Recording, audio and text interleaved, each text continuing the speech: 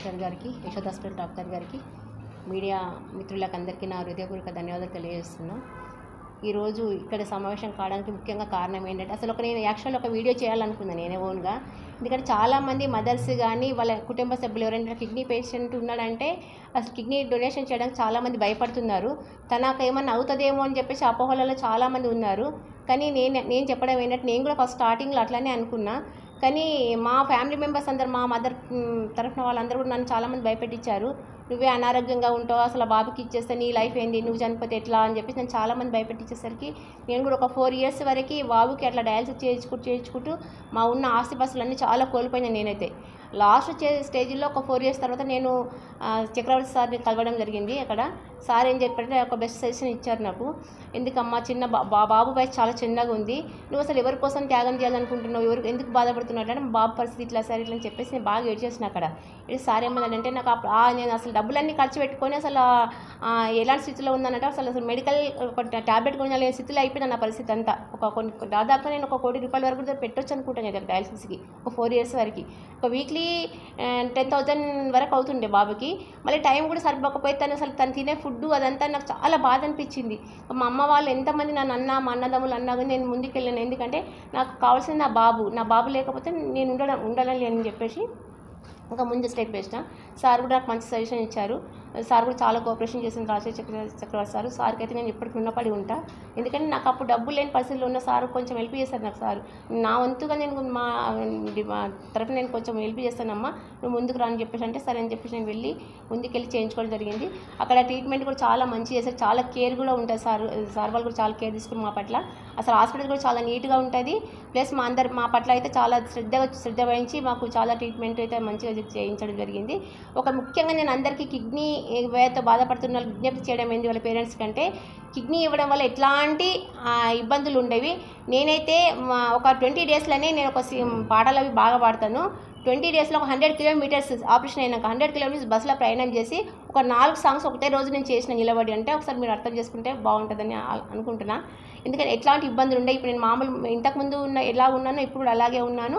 నేను అన్ని మెట్లు కొన్ని పైనుంచి అవి సెల్ఫ్ కూడా ఎక్కి తీసుకునే కెపాసిటీలో ఇప్పుడు నేను ఉన్నానంటే అసలు నిజంగా మా తల్లి నాకు జన్మనిచ్చిన ఇదో, ప్లస్ భగవంతుడు మళ్ళీ మా బాబుకి నాకు కూడా ఒక డాక్టర్ రూపకంగా వచ్చి నాకు ఈ బాబుకి సర్జరీ చేసి నన్ను కూడా ఈ స్థాయిలో ఉంచారంటే ఒక గొప్ప ఇదిలోనే డాక్టర్ వాళ్ళు ఉండాలని, డాక్టర్స్ ఒక భగవంతుడని నేను అనుకుంటున్నాను ఇప్పుడైతే. ఎందుకంటే నా బిడ్డ నాకు దక్కకపోతే నేను ఉండేదాన్ని కాదనుకుంటున్నాను నేనైతే. ముఖ్యంగా తల్లిదండ్రులకు నేను తెలియజేయడం ఏంటంటే, కొంతమంది నేను ఒక చండూరు విలేజ్లో ఒక బాబుని విన్నాను ఒక వార్త, అంటే రియల్గా చూడలేదు. అసలు బాబు చిన్న ఏజ్లో ఉన్న తల్లిదండ్రులు ఎవరు కోఆపరేషన్ చేయకపోవడంతోనే ఆ బాబు సూసైడ్ చేసుకుందని చెప్పేసి విన్నా ఆ వార్త. ఇది నాకు అప్పుడు చాలా బాధ అనిపించింది. మనము ఎందుకోసం కష్టపడుతున్నాం, పిల్లల్ని ఎందుకోసం కంటున్నాం, వాళ్ళకు ఒక లైఫ్ అంటే ఇవ్వకపోతే మనం ఎందుకు అసలు మన జన్మ అనేది అర్థం చేసుకోవాలి.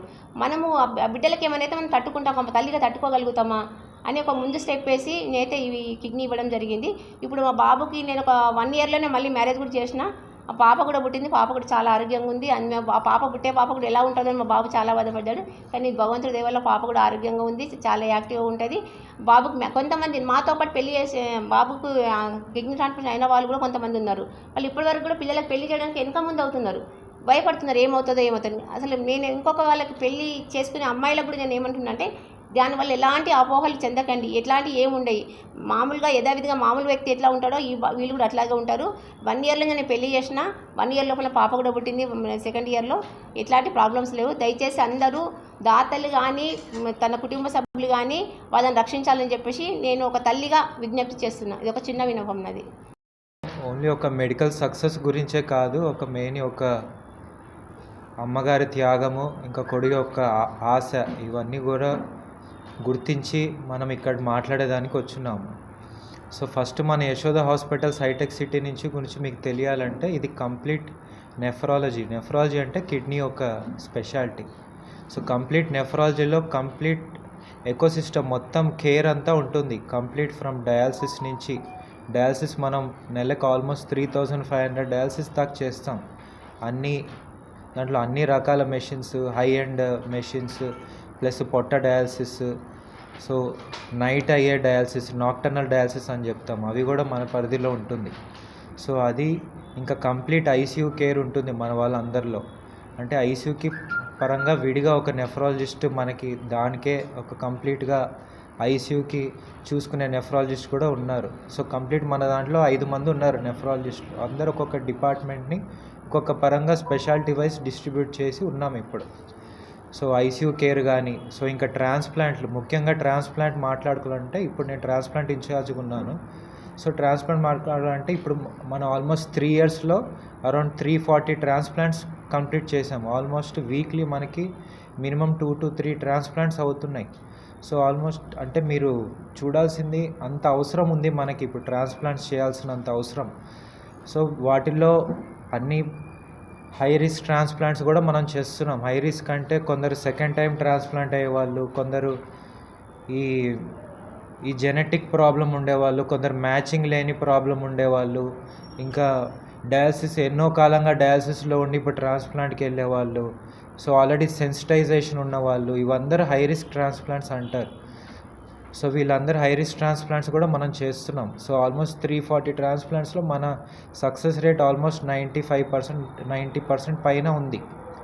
సో ఇవే కాకుండా మనం కెడావెరిక్ అంటే ఇప్పుడు ఎవరైనా బ్రెయిన్ డెడ్ అయ్యి వచ్చి మనకి జీవన్ దాని నుంచి వచ్చేవి కానీ, ఇన్ హాస్పిటల్ ఎవరైనా బ్రెయిన్ డెడ్ అయ్యి వచ్చే వాళ్ళు కూడా మనం చాలా మటుకు చేస్తున్నాం. ఇదే కాకుండా వేరే బ్లడ్ గ్రూప్ ట్రాన్స్ప్లాంట్స్ కూడా మనం ఆల్మోస్ట్ దీంట్లో 340లో తీసుకుంటే ఆల్మోస్ట్ 15% వేరే బ్లడ్ గ్రూప్ ట్రాన్స్ప్లాంట్స్ కూడా చేస్తున్నాం. వాళ్ళలో కూడా ఆల్మోస్ట్ 95% సక్సెస్ రేటే ఉన్నారు. సో ఇవన్నీ చూడాల్సింది మనకు అంత ట్రాన్స్ప్లాంట్ అంత ఇప్పుడు అవ్వాల్సిన వాళ్ళు చాలామంది ఎక్కువ మంది ఉన్నారు. సో మన యశోద హాస్పిటల్స్లో డయాలసిస్ కానీ, ఐసీయూ కానీ, సో ట్రాన్స్ప్లాంట్ కానీ, ఇంకా అక్యూట్ కిడ్నీ ఇంజరీ అంటారు, అంటే టెంపరీగా కిడ్నీ దెబ్బపడి మళ్ళీ రివర్సిబుల్ చేసే వాళ్ళు కూడా చాలామంది ఉంటారు. ఇవే కాకుండా కమ్యూనిటీ నెఫ్రాలజీ కూడా చేస్తున్నాం. అంటే మనం కమ్యూనిటీస్లో కూడా వెళ్ళి ఒక్కొక్కరికి ఈ కిడ్నీ పరంగా ఎంతమంది కిడ్నీ ఇబ్బందులు ఉన్నారు అని ఇవన్నీ కూడా చేస్తున్నాం. సో ముఖ్యంగా మనం ఈరోజు మాట్లాడుకోవాలంటే మనం మాట్లాడుకునేది మన ఒక పేషెంట్ గురించి మాట్లాడదాం ఈరోజు మనం చేసిన దాంట్లో. ఈ సంగారెడ్డి నుంచి వచ్చిన వాళ్ళు. సో మన ఓన్లీ ఈ పేషెంట్లో మనం చేయగలిగిన మెడికల్ నుంచి సక్సెస్ ఒక్కటే కాకుండా అమ్మగారి యొక్క త్యాగము.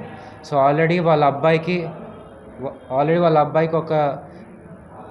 ఒక లైఫ్ ఇచ్చింది తను, బిడ్డనిచ్చి, అలానే ఇప్పుడు కిడ్నీ ఇచ్చి ఇప్పుడు ఇంకొక లైఫ్ ఇచ్చింది వాళ్ళ అబ్బాయికి. సో తన వయసు ఇప్పుడు సుమారు 54 ఇయర్స్. సో ఆల్మోస్ట్ 54 ఇయర్స్ అంటే 50 ఇయర్స్కి తను ఆల్మోస్ట్ 2022లో అయింది వాళ్ళ అబ్బాయికి ట్రాన్స్ప్లాంట్. వాళ్ళ అబ్బాయికి ఫస్ట్ రావడము ఓన్లీ జస్ట్ జనరల్ చెకప్లో కిడ్నీ ఇబ్బంది ఉందని తనకేం తెలీదు. జస్ట్ ఐ చెకప్ కానీ వచ్చినప్పుడు కిడ్నీ ఇబ్బంది ఉందని బయటపడింది. అప్పుడు బీపీ ఎక్కువ ఉందని ఇవన్నీ తెలిసింది. సో మీకు తెలియాల్సింది యూజువల్గా కిడ్నీ ఇబ్బందులు 50% మందికి సైలెంట్గానే ఉంటుంది, అందరికీ తెలియదు. మిగతా గుండె జబ్బు ఇట్లాంటి వాళ్ళలాగా బయటపడదు. సో కిడ్నీ ఇబ్బంది మనకి ఏదన్నా రెగ్యులర్గా టెస్ట్ చేసుకుంటేనే తెలుస్తుంది. సో ముఖ్యంగా బీపీ ఉన్నవాళ్ళు, షుగర్ ఉన్నవాళ్ళు రెగ్యులర్ చెకప్ చేస్తేనే మన కిడ్నీ ఇబ్బంది ఉందని తెలుస్తుంది. మన ఇండియాలో చూస్తే ఆల్మోస్ట్ మన డేటా ప్రకారం ఆల్మోస్ట్ ఒక 20% మంది సీకేడీ స్టేజ్లో ఉంటారు, అది తెలీదు. సీకేడీ అంటే chronic kidney disease, already kidney ఇబ్బంది ఉంటుంది. 20% అంటే మీకు తెలియాల్సింది చాలా ఎక్కువ. అది మనం టెస్ట్ చేసుకొని మనకి రిస్క్ ఉన్న వాళ్ళు టెస్ట్ చేసుకుంటే కానీ బయటపడదు. అలా ఈ అబ్బాయికి రెగ్యులర్ ఒక స్క్రీనింగ్లో, వాళ్ళ ఎంప్లాయ్మెంట్ స్క్రీనింగ్లో చేసుకుంటే తెలిసిన కిడ్నీ ఇబ్బంది, దాన్ని మనం కనుక్కునే స్టేజ్కి కిడ్నీ సైజ్ చాలా చిన్నగా ఉన్నప్పుడు బయాప్సీ చేసే అనుకూలంగా కూడా లేదు. అప్పటికి 4 ఏళ్ళు డయాలసిస్లోకి వెళ్ళారు తను. సో 4 ఏళ్ళు డయాలసిస్ అంటే మీకు అర్థం అవ్వాలి. 4 ఏళ్ళు డయాలసిస్, వారానికి మూడు సార్లు డయాలసిస్కి వచ్చి అక్కడ 4 గంటలు డయాలసిస్ చేసుకొని, సో రోజంతా తనకు అక్కడే గడిచిపోయేది. ఇప్పుడు ఒక మనిషి ఉద్యోగం చేస్తున్నప్పుడు ఒక డయాలసిస్కి వారానికి 3 సార్లు రావాలన్నప్పుడు ఎంత ఇబ్బందో మీకు అర్థమవుతుంది. సో అలా మనం 4 ఏళ్ళు డయాలసిస్ కాపాడుకుంటా, సో తన తల్లి ముందుకొచ్చి కిడ్నీ ఇవ్వబట్టి మనకు సక్సెస్ఫుల్గా ట్రాన్స్ప్లాంట్ చేసి ఇప్పుడు 3 ఏళ్ళు అయింది, ఆల్మోస్ట్ 3.5 ఏళ్ళు. సో ఆల్మోస్ట్ తన సక్సెస్ఫుల్గా ఇప్పుడు మళ్ళీ ఇమ్మీడియట్గా 8 to 9 మంత్స్కే తను ఇమ్మీడియట్గా మళ్ళీ బ్యాక్ టు జాబ్కి వెళ్ళి, సో తన తల్లికి ఇప్పుడు సపోర్ట్గా ఉండి వాళ్ళ కుటుంబము తన పాప అందరి కుటుంబానికి అంతా సహాయం చేయగలుగుతున్నాడంటే అది మెయిన్ తన తల్లి యొక్క త్యాగం వల్లే. ఆల్మోస్ట్ మరి తనకి సెకండ్ లైఫ్ ఇచ్చింది. సో మీకు అర్థం అవ్వాల్సింది మన కిడ్నీ డొనేషన్ కూడా అంత ఇంపార్టెంట్. సో కిడ్నీ డొనేషన్ చేస్తే ఎలా ఉంటుంది లైఫ్ అని ఆలోచించే వాళ్ళకి మెయిన్ మీరు చూసుకోవాల్సిన స్ఫూర్తి ఒక తల్లి ఈ ఏజ్లో కూడా ఇచ్చిందంటే. సో మన ట్రాన్స్ప్లాంట్లో చూసుకుంటే ఇప్పుడు తన తల్లి 50 ఏళ్ళకి ఇచ్చింది కదా, అలా మన ట్రాన్స్ప్లాంట్లో మన ఇచ్చిన డేటాలో ఆల్మోస్ట్ 65 ఇయర్స్ పైన ఇచ్చిన వాళ్ళు కూడా ఆల్మోస్ట్ ఒక 50 మంది ఉన్నారు. అంటే అర్థమవుతుందా? 65 ఇయర్స్ పైన తర్వాత కూడా కిడ్నీ డొనేట్ చేసి ఇప్పుడు అంత హెల్తీగా ఉన్నారని. సో ఏజ్ అనేది క్రైటీరియా కాదు. సో మేము హైయెస్ట్ చేసిన దాంట్లో ఆల్మోస్ట్ 79 ఇయర్స్ వాళ్ళు కూడా ఉన్నారు. సో ఏజ్ అనేది ఇంపార్టెంట్ కాదు. కిడ్నీ అనేది మంచిగా ఉంటే దానికి ఎవరన్నా ముందుకొచ్చి వాళ్ళ కుటుంబ సభ్యులు ముందుకొస్తే మీరు ఒక లైఫ్ ఇచ్చినట్టు కాదు, ఒక కుటుంబం ఇచ్చినట్టు.